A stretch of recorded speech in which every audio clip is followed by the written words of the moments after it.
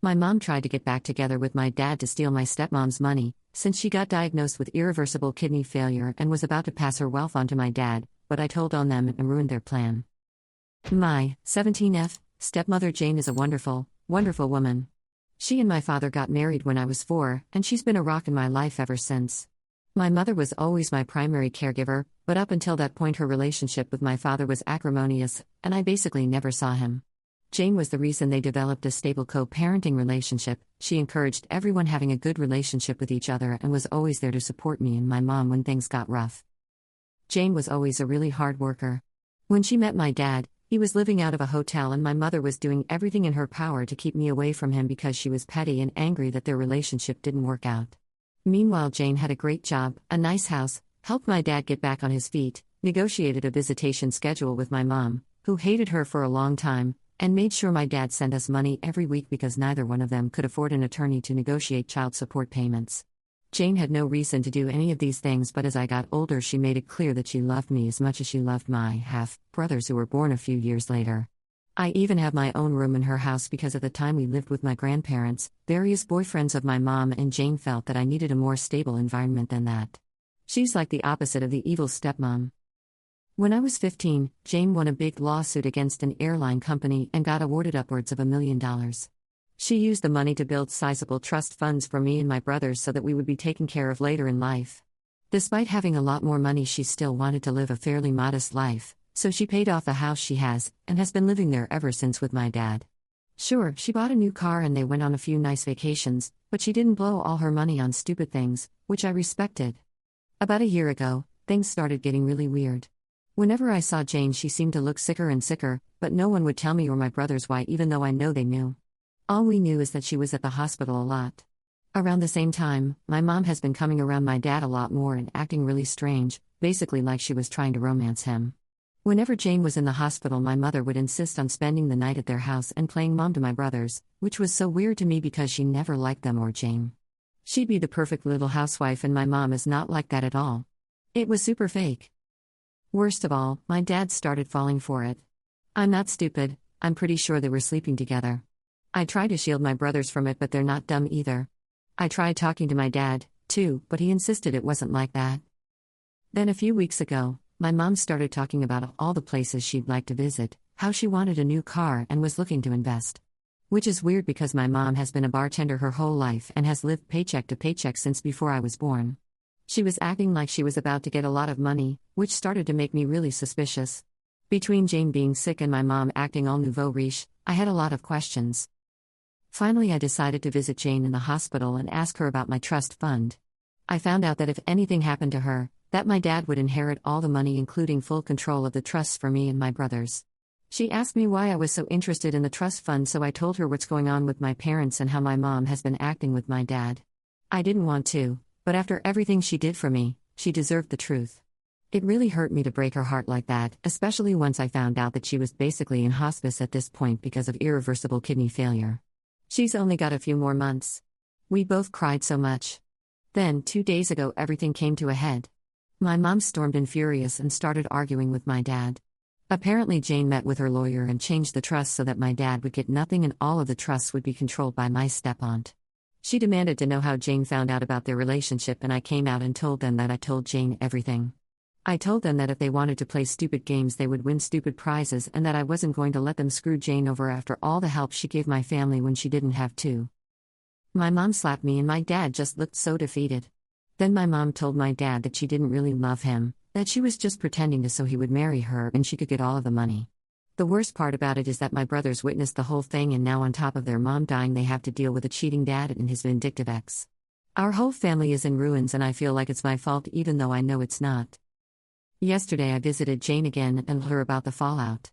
She apologized and said that she had to dissolve my trust fund to make sure my mother didn't get a hold of the money, but that as her oldest I will inherit the house/property after she is gone, and that's worth more than the other 2 trust funds combined. My father won't get anything because she's going to divorce him before she dies, and honestly I'm happy for her. She made me promise to take care of my brothers and told me that once I turn 18 this summer, I can kick my dad out of the house if I want to. And I fully plan to do that, BTW. I haven't talked to my dad since, and I can't even look at my mom. I can't believe they would conspire to do this to Jane after all this time. Just proof that they deserve each other, and I'm embarrassed that they're my parents. Once I turn 18, I'm going to cut my dad out as much as I can and cut my mom out completely. I hope she rots. Meanwhile, I'm going to try and be at the hospital as much as I can until Jane passes away. Anyways, I just needed to vent. I'm really messed up about the whole thing and I feel super betrayed, although I can't even begin to imagine how Jane feels. I'm gonna be so fed up when she dies. I can't even think about that right now. But at least she's not surrounded by people who just want to bring her down. Thanks for reading. Edit. Some people are asking a lot of the same stuff, so I'll just clarify here. My brothers. My plan is to use some of the estate money fight for guardianship for my twin brothers so that they can live in the house while I kick my dad out. If I can't get guardianship, then I will have to let my dad stay in the house. However, once I turn 18, I will technically be an adult, so even if my dad leaves, I'm still legally able to be responsible for them. The only thing I won't be able to do is stop him from taking them if he leaves. But they will be 18 in 6 years, so even if they do have to leave, they will always be able to come back whenever they want. In a perfect world, my dad would just leave and let my brothers stay with me, which I'm sure my bio mom would be very supportive of because right now she hates all of us, and I doubt that will change anytime soon. The trust. From what I understand, my brothers will inherit 1/3 each of the estate, and the remaining 1/3 will be used to keep the house running until they turn 18. After that, it will be up to me if I want to keep the house or sell it.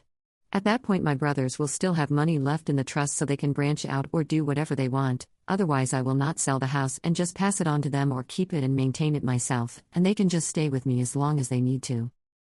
Edit to the edit. So I just spoke to Jane and she told me that the reason she dissolved the trust is because originally it was going to be split 3x between us kids and my dad would inherit the house. She dissolved my third and switched it over to make it to take care of the house maintenance, and instead put the house in my name so my dad wouldn't get it. Plus, by doing that, at least financially I would be getting a much bigger share. The house is worth about 1.5x the amount of my brother's trusts.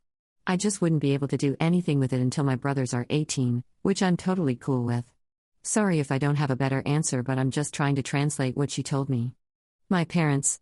The big fight happened on Sunday and I haven't spoken to either of my parents since. I think they're both at my mom's place right now, but that's fine with us because we're all still mad at them, so they can stay gone for all we care.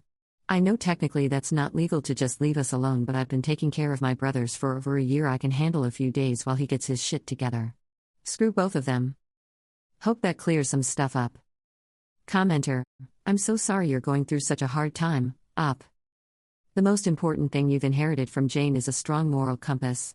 You could have taken the easy road and ignored everything your mom and dad were doing, but your compassion to Jane is proof you take after her the most. Update 1, 3 months later. Hi guys, it's me again. A lot of you asked me for an update on my situation with Jane and my family, so I've come back with a few things that have happened since I initially posted. I will try to organize this in a way that addresses the major points of last time. Jane is still alive and doing surprisingly well considering the circumstances. She's always been a fighter, and although her disease has been progressing, she's keeping a positive attitude with everything that is going on. She says she's grateful that she was able to see everyone's true colors before she passed so she could go into the next life knowing the truth. We have become so unbelievably close in the past few months, and it's getting harder and harder to know that she's getting close to the end. She doesn't ever talk about it though, and I know it's because she doesn't want to hurt me, but we both know the situation, so we're just making the best of our time. I'm also not being completely transparent about all of the drama at home, but I don't think she needs to hear all of that. We did end up having that surprise celebration of life that I planned. A lot more people showed up than I thought, but they all got an Airbnb near the hospital where Jane is, and we were able to take her out and spend some time at the lake near the facility.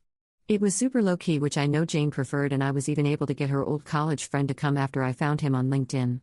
We had food and there was music and we played games, and it was overall a really great time. Except Jane started crying at the end, but she promised me it was just because she was grateful. My brothers are also doing okay. My aunt, Jane's sister, is currently paying for them to go to therapy, and they've become a lot more open about talking about the situation. They just turned 13, but a lot of the time it feels like I'm talking to actual adults. Lol. They become really independent lately, in a good way, and aside from me driving them places, I don't really have to do much for them anymore. Their grades aren't super great, but they're not failing, and considering the circumstances it could be a lot worse. They still hang out with friends, and I'm keeping an eye out for depression symptoms and stuff. The situation with my mom is as funny as it is embarrassing. She spent a few weeks ignoring us, and then she tried to crawl back into my life, basically begging me to let her move in because her lease is about to expire and she has nowhere to go. That convo went about as well as you'd think, and she ended up calling me an ungrateful batch and that I couldn't just ignore her because she's my mom. I told her to get out of the house before I called the cops and to go back to my dad, who at that point was only coming home every few days to check on us and grab some clothes. After that, she tried coming by a few times, and when I wouldn't open the door, she would lose her mind and start yelling through the neighborhood.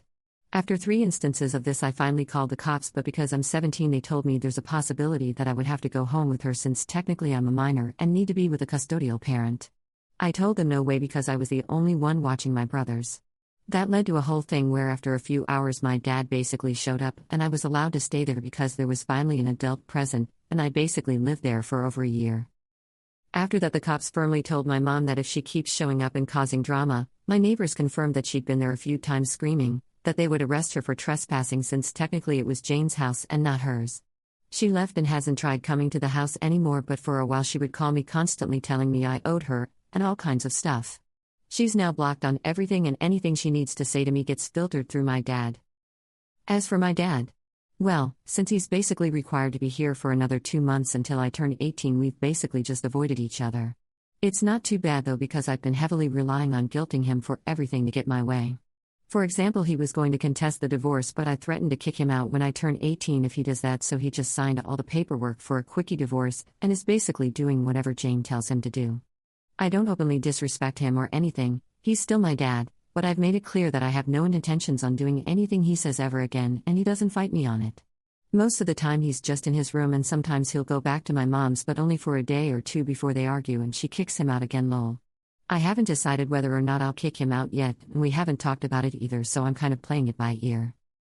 As for me, I'm handling everything as good as I can. I found a new job where I make a little more money, so I've been focusing on saving as much as I can and just being there for my brothers. Between working in school and visiting Jane, I've been so busy I haven't really had time to really stop and think about everything, but I know it'll come. One of my friends has really stepped up and helped me manage everything, and I'm super grateful to him for being there for me and my brothers, so we'll see how that goes. Anyways, I wish I had something more exciting to share, but that's what's happened since my last post. Thanks again for all the support on my last post. Commenter: Jane was a wonderful example for you and raised you well. I'm so sorry you have to deal with all of this. You are so young and this should be a carefree time in your life. However, I'm glad your brothers have you. Curious, does dad work at all? Or they just mooch off Jane and others? I mean, seems like they have a lot of time on their hands to do nothing, but he horrible people. OP, hi and thank you. Yes, my dad works in industrial sales. He makes a pretty decent living, but I think most of his money recently has been going towards my bio mom since he never seems to have money to do anything anymore. Lol. Update 2. 7 months later. Hello everyone, it's me again. I've gotten quite a few messages in the past months asking for an update, so I'm going to post my final update here and hope that it's enough to answer the questions everyone has been asking. I'm sorry that it took so long to update, but a lot has been going on. As many of you may already assume, Jane passed away early fall of this year. It was very traumatic and sudden, but the silver lining is that she exceeded every doctor's expectation for her life, and when she did go, she was surrounded by family, including me, my brothers, and my dad. She was on palliative care and felt no pain except for a brief moment right at the end, and we are all very grateful for that. Towards the end, Jane was physically pretty much done, but her mind was as sharp as ever. I took the advice of many of you here and recorded some voice notes for my brothers. I originally wanted to do video, but by the time we were able to do it, we both decided they didn't need to remember her wrapped in tubes and in a hospital gown. She also wrote many letters for her friends, family, and even for me to open when I reached certain milestones. She gave me one to open right after she passed away, and while I won't share too many details, I can say with absolute certainty that she is and forever will be who I consider my mother without question. It was very, very emotional for everyone, and although it has been a few months, I'm still very heartbroken about her no longer being with us. She was a kind, gentle woman, and in my heart she is who I aspire to be. My brothers are obviously very hurt about our mom dying, but just like before, they are taking it surprisingly well.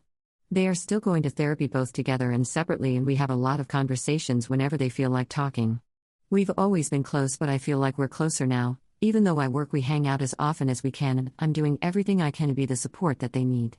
They don't know it, but I definitely need them as much as they need me, because they're the only ones I can really talk to about anything. Ironically, now that our family glue is gone, we're pulling together stronger than before. My dad and I mended the fences, so to speak. We went to a few therapy sessions together where he took full responsibility for his behavior, and I've forgiven him as much as I can, especially since he eventually started doing everything he could to be there for Jane at the end, even though they still went through with the divorce. He's still living with us and things are a little tense, but they're much better than before. He's my dad and I love him, but he was also broken by Jane's condition and he wasn't able to cope in a healthy manner. Her dying really brought some light into his eyes, so to speak, and now he's really stepping up to be the man he was supposed to be. A lot of people commented saying too little, too late, but again, he's my dad and for my own mental health I have chosen to forgive him. As far as I know, my bio mom pretty much vanished off the face of the earth when I turned 18. She tried a few times to convince me to let her live with us, but I wasn't having any of it. Even my dad told her he's officially done, and after we all blocked her on everything, she stopped reaching out. She doesn't have any relatives who talk to her, so I don't have to worry about that, but I did hear from people who follow her on Facebook that she has a new boyfriend that she's living with. I don't want to stalk her or anything, I really don't care. She hasn't come to me with any kind of apologies, so TBH she can get bent. It's a little hard for me to think that she'd just walk away the second I turned legal just because she didn't get any of Jane's money, but oh well, true colors and all that. Guess 18 years was too long to pretend to care. I'm just so angry with her, I don't want anything to do with her anymore. Maybe that will change one day, but I'm not holding my breath. As for me, I'm doing pretty okay. I decided to take a year before I start college to handle all of this, and I'm still at my same job, so I'm saving up money wherever I can. My friends have all been great supporters, and I'm so grateful for everyone, especially you folks, who have been checking in on me and making sure I'm okay. I'm taking things one day at a time, and that's been working great to keep my focused. My goal is to go to college next year and study journalism, but I'm playing it by ear. I can always go back to school, but right now my family needs me, and if that takes longer than a year, then so be it. Thank you, everyone. This will be my last update, and I very much appreciate all the love and support you've shown our family. Jane, I know, was very grateful for all of you too, and all I can say is hold your loved ones tight and be careful of anyone who seems too good to be true. Much love and blessings to you all. Commenter 1. Who has control over the money Jane left for her children? Does your father have access to it? Is it possible that his attitude only changed because he's expecting to gain access to the money Jane left? He might still be secretly involved with your biological mom and only pretending to change his behavior as a way to get closer to Jane's money. OP. For a while I did honestly think this, however shortly after Jane died I found out he was looking into apartments to move into. When I confronted him about it, he said that he was trying to be respectful and assumed I wouldn't want to have anything to do with him, so he was preparing just in case. I think the fact that he wasn't parading his plan around in front of me to try and get brownie points says a lot. That and the fact that he's been very involved in our therapy gives me a lot of hope. I understand a lot of people have had bad experiences, but like I've been saying, my dad isn't a bad person, he's just stupid. Commenter 2. Op was raised right by a pretty terrific mum. The dad is a piece of work, but at least he's trying now.